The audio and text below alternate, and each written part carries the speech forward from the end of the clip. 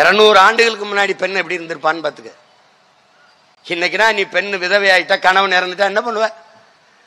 வெள்ளச்சேலை கட்டி மூக்க சிந்திட்டு மூளையில உட்காந்துட்டு இருப்ப, முக்காடை போட்டு அழுதுட்டு இருப்ப. எந்த கோயில் காரியத்துக்கும் போக மாட்டா, எந்த திருமணத்துக்கும் போக மாட்ட, எங்கேயும் போக மாட்ட. அன்னைக்கு பெரியார் பிறக்கவே இல்லை, அன்னைக்கு பாரதி வரவே இல்லை, பெண்ணிய விடுதலைக்கு பாடிய பாரதி இல்ல, மாதர் செம்மை இழிவு செய்யும் மடமையை கொளுத்துவோம் என்ற பாரதி இல்ல, தையலை உயர்வு செய்வாய் என்று பாடியவன இல்ல, அவன் வரல. உலகத்தின் மிகப்பெரிய சிந்தனையாளர்கள், பெண்ணிய உரிமைக்கு பேசியவர்கள், எழுதியவர்கள், போராடியவர்கள் எல்லாரும் ஒரு பெண் எப்படி இருக்க வேண்டும் என்று சிந்தித்து உருவாக்கி இருப்பார்களோ அப்படி ஒரு பெண்ணாக வாழ்ந்தவள் நம்முடைய பாட்டி வேலுநாச்சியார் என்பதை தமிழ் இளம் தலைமுறையினர் நினைவில் வைத்துக் கொள்ளணும். வீர பெரும்பாட்டன்கள் நமது மருதேறுவர்கள், பாட்டினுடைய தளபதிகள் போக வேண்டாம். ஒருவனை கோயில் வாசலுக்கு முன்னாடி வச்சு கொண்டான் வெள்ளக்காரன். தகவல் வருது, நீங்கள் போக வேண்டாம், உயிருக்கு ஆபத்து என்று சொல்லுகிற போது மாறு வேடத்திலே கை குழந்தையை தூக்கி கொண்டு போகிறாள் நமது பாட்டி.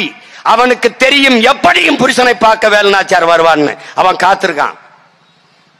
வந்து உயிரற்ற கணவன் உடலுக்கிடையே நின்று அவள் நின்று வணக்கத்தை செலுத்துகிற போது கண்டுணர்ந்த அவன் வேலு நாச்சியாரை சுற்றி வளைத்து கைது செய்து கொள்வதற்கு பாய்கிறான். தப்பித்து ஓடுகிறாள் பாட்டி. இதே இந்த காட்டுக்குள் போகும்போது ஆடு மேய்த்துக் கொண்டிருந்த உடையாள் என்கிற பெண்,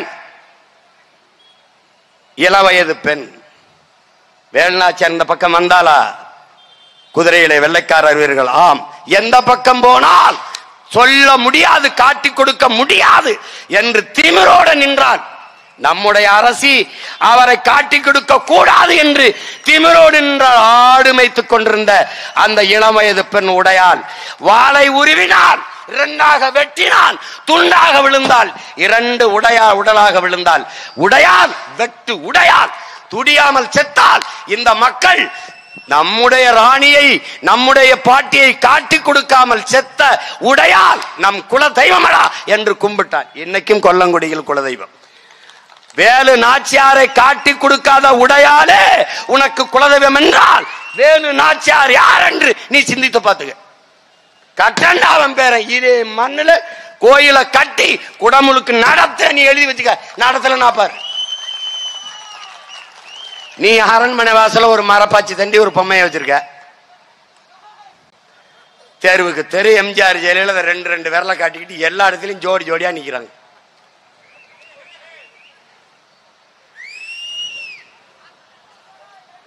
வரலாறு மாறும் தம்பி. ஆனால் அம்பேத்கரை தாண்டிய இந்திய பெருநிலத்தில் ஒரு அறிவார்ந்த மகன் ஒருத்தன் கிடையாது. அதனாலதான் அறிவாசான் அம்பேத்கர்ங்கிறான். உலகத்தின் தலை சிறந்த கல்வியாளர்களில் அவன் ஒருவன், அவன்தான் ஒருவன். அவன் சொல்லுகிறான், வரலாற்றில் புறக்கணிக்கப்பட்ட இனத்தின் மக்கள் ஒரு நாள் தங்கள் வரலாற்றை தாங்களே எழுதுவார்கள் என்று. அப்படி எங்கள் இன வரலாற்றை நாங்கள் எழுதுவோம். நீ என் பாட்டி வேலுநாச்சியார், மருதுபாண்டி, தீரன் சின்னமலை, பூலித்தேவன், அழகுமுத்துக்கோன், சுந்தரலிங்கனார், வெள்ளையத்தேவன், சுவரன்மாறன் என்கிற பெரும்பிடுகு முத்தரையர், பண்டார வன்னியன் இவர்கள் வரலாற்றை படிக்காமல் நீ பட்டமே பெற முடியாது. ஏன் படிக்கணும்? படிக்கணும். வரலாற்றை படித்தால்தான் அதுதான் உன்னை வழிகாட்டும். எப்படி என்ன வழிகாட்டும்? நான் முன்னத்தியர், நான் போயிட்டு இருக்கேன், பள்ளம் இருக்கு தாண்டி வாம்பேன், இதாண்டா வழிகாட்டுதல். மேடு இருக்கு ஏறி வாங்க, அதான் வழிகாட்டுதல். இந்த வழிகாட்டுதான் வரலாறு. வரலாறு என்பது என்ன? வரலாறு என்பது என்ன? பளபளக்கும் பட்டாடைகளை அணிந்து கொண்டு தலையிலே கிரீடம் சுமப்பது அல்ல, தழும்புகளை தடவி பார்த்து தவறுகளை திருத்திக் கொள்வதுதான் வரலாறு. எங்கள் முன்னவர்கள் செய்த வரலாற்று பிழையை அவன் பிள்ளைகள் நாங்கள் இந்த தலைமுறையில் செய்யக்கூடாதுன்னு நினைக்கிறோம். என்னது? சோழ பாட்டன் எல்லா நாட்டையும் வென்றவன் எங்கள் கொடியேற்றி விட்டு வந்து விட்டான், எங்களை குடியேற்ற தவறிவிட்டான். அந்த தவறை இனி வரும் தலைமுறையில் செய்யக்கூடாது. இங்க என்ன நடக்குது? எல்லா இடங்களும் வட இந்தியன் குடியேறிட்டான். வாக்கியா வரப்பு வெட்ட, கரும்பு வெட்ட, களை எடுக்க, நாற்று நட வரை இந்திக்காரன் ஏறிட்டான். இன்னைக்கு உனக்கு குறைஞ்ச கூலிக்கு வரான், நாளைக்கு அவன் முதலாளி, நீ அவனுக்கு கூலி. இந்த நிலை வரும். ஈழத்தில் அடித்து விரட்டினார்கள், இங்கே வந்து அகதியாக நின்றாய், இங்கே அடித்து விரட்டுவான், எங்கே செல்வாய் என்று எண்ணிப்பார். இதான் வரலாறு உனக்கு உணர்த்தும் பாடம். ஏன் வரலாறு கற்பிக்கணும்? இதுதான். உலக வரலாறு உனக்கு என்ன படிக்குது, என்ன கற்பிக்குது? ஒரு நாட்டை அழிக்கணுமா, படையெடுத்து வர வேண்டாம். யானைப்படை, குதிரைப்படை, பீரங்கி படை, துப்பாக்கி படை தேவையில்லை. ஒரு உயிர் சாக வேண்டியதில்லை, ஒரு துளி ரத்தம் சிந்த வேண்டியதில்லை. அழித்து விடலாம். எப்படி? முதலில் அவன் மொழியை அழித்து விடு. மொழியை அழித்து விட்டால் அவன் கலை, இலக்கியம், பண்பாடு, வழிபாடு செத்துவிடும். செத்து விட்டால் இனம் செத்துவிடும். இனம் செத்து விட்டால் நாடு அழிந்து விடும். அவ்வளவுதான். ஏறக்குறைய நம் நாடு அழிந்து விட்டது. தான் உலகம் முழுமைக்கும் வரலாறு நமக்கு காட்டியிருக்கிற உண்மை. அதிலிருந்து தான் நீ பாடம் கற்பிக்கணும், கற்றுக்கணும். அதில் இருந்தா படிப்பறிவை விட பட்டறிவு மேலானது. அந்த பட்டறிவு தான் வரலாறு.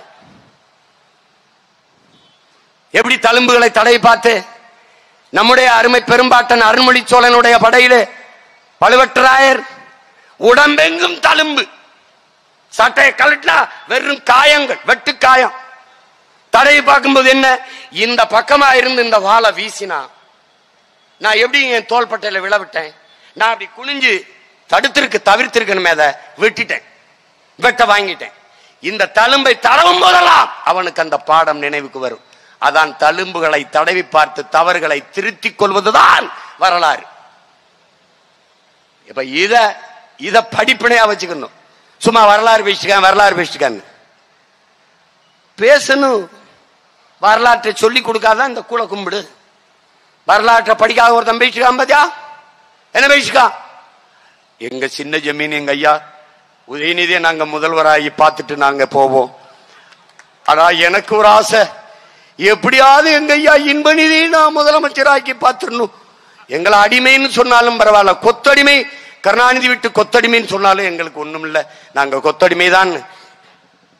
எங்க வந்து நின்ட்டான் பத்தியா?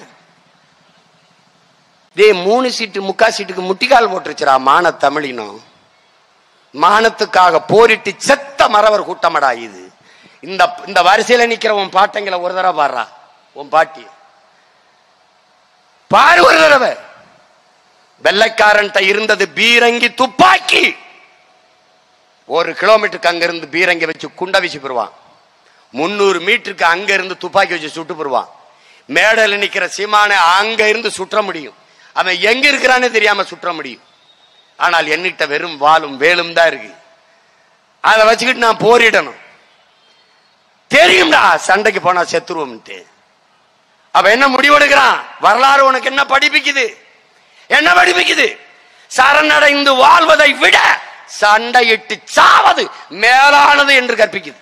யாருடைய வரலாறு? இங்கே படமாக நிற்கிற நம் முன்னோர்களின் வரலாறு நமக்கு பாடமாக நிற்கிறது. அதான்டா வரலாறு. அடிமை வாழ்வினும் சரணடைஞ்சா வாழலாம்.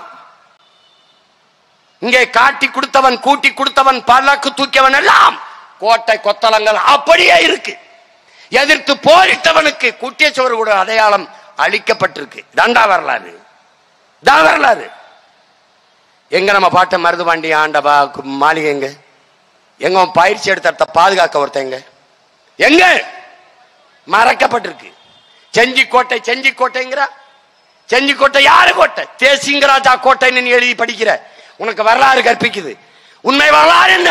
கோனேரிக்கோன் கோட்டை. தர்மக்கோன் மகன் கிருஷ்ணகோன், கிருஷ்ணகோன் மகன் கோனேரிக்கோன் மகன் 300 ஆண்டுகளாக அரசாட்சி செய்த கோட்டையடா செஞ்சி கோட்டை. கோனேரிக்கோன், கோனூரிக்கோன் குப்பம், குப்பத்துக்கு பேர் கோனேரி குப்பம் என்று வைத்துவிட்டு பாட்டன் பேர் அழிச்சாண்டா வரண்டா. அதே கோட்டைக்கு கோனேரிக்கோன் கோட்டை என்ற பெயரை அவன் பேரன் இந்த சீமான் மாத்தி எழுதுறனால மட்டும் பாரு எவ்வளவு வலிக்கு. எப்படி இருக்கு? என் காரை தேடிட்டு போய் நாய் அந்த கருப்பு வண்ணத்தை மாத்து வெள்ளையா வண்ணம் வச்சு திண்டா அப்படிதான் இருக்கும். எப்படி இருக்கும்? அப்படித்தான் எல்லாம் மறைக்கப்பட்டிருக்கு. இது 1 2 இல்ல, 1 2 கிடையாது.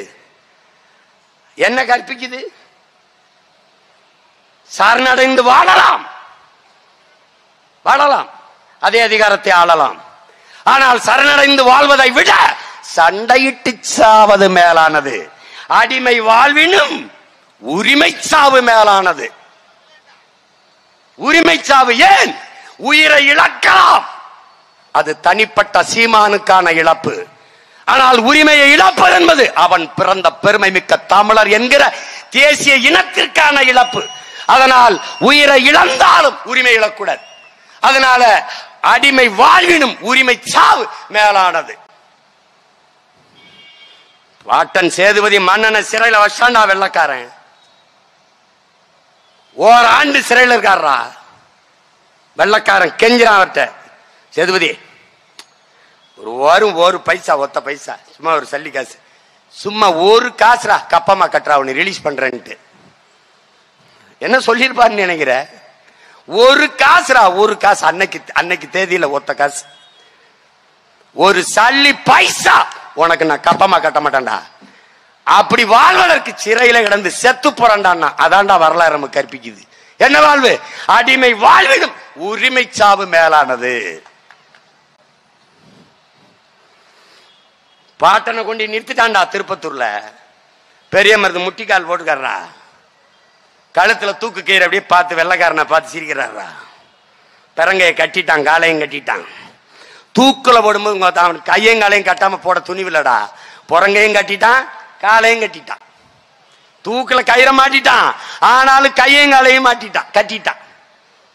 திரும்பி பார்த்தா பக்கத்துல 7 வயது சிறுவன் நிக்கிறான், 7 வயது பச்சிலம் பாலகன் நிக்கிறான். அவரை பார்த்து அப்படி சிரிக்கிறார் வெள்ளைக்காரனை பார்த்து. நான் உன்னை எதிர்த்து போரிட்டேன், தூக்குல போடுற. இந்த 7 வயது பையன் என்ன பண்ண, அவனை எதுக்கு தூக்குல போடுறேன்? அவனுக்கு பதில் இல்லை, சிரிக்கிறாரு. இந்த 7 வயசு பையனை பார்த்து பயப்படுற மருதுபாண்டியன் வாரிசு 7 வயசுல உயிரோட விட்டுட்டு போனோம்னா அவனுக்கு எதிர்காலத்துல பதில் சொல்ல முடியாதுன்னு நீ அஞ்சிரா என்னடா? அதான்டா நம்ம பரம்பரை, அதான் பரம்பரை. மூளையில முக்காட போட்டு நிக்கல. கை குழந்தை தூக்கிக்கிட்டு கணவன் உடல் மேலே செய்த சத்தியம், இழந்த நிலத்தை மீட்டே தீர்வேன்னு சத்தியம். திருப்பி படை திரட்டி கோபால் நாயக்கர் அவர்கள்ட்ட மகள் போல தஞ்சம் புகுந்து அங்கிருந்து ஐதர் அலி திப்பு சுல்தான்டா படை உதவி வாங்கி வந்து இழந்த நிலத்தை அடித்த மீட்டு வரலாறு 2 பேருக்கு தாண்டா தமிழர் இனத்துல உண்டு.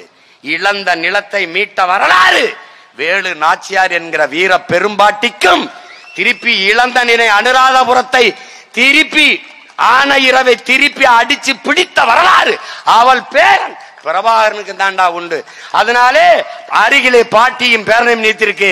என்ன? ஒரே ரத்தம், அதே வீரம் என்பதை காட்டுவதற்கு 2 பேர் தாண்டா இழந்த நிலத்தை மறுபடியும் மீட்டிருக்கான்.